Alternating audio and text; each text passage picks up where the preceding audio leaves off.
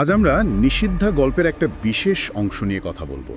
গল্পটা যেভাবে শুরু হচ্ছে আর কি, বনমালী নামে একজন স্কুল মাস্টার। উনি স্কুল থেকে ফিরছেন, বিকেল 4:30 বাজে, সাইকেলে করে ফিরছেন, মানে বাড়ি পৌঁছতে বেশ রাত হয়ে যাবে। হ্যাঁ, ঠিক।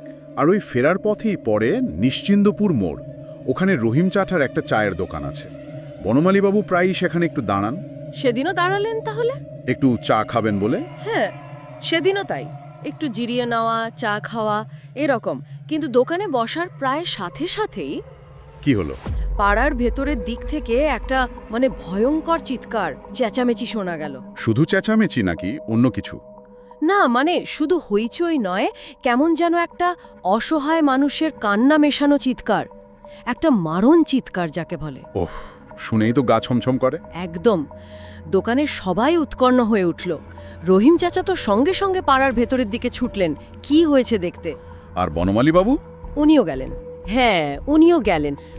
প্রথমে একটু ইতস্তত করছিলেন, কিন্তু তারপর রহিম চাচার পেছন পেছন গেলেন আর কি।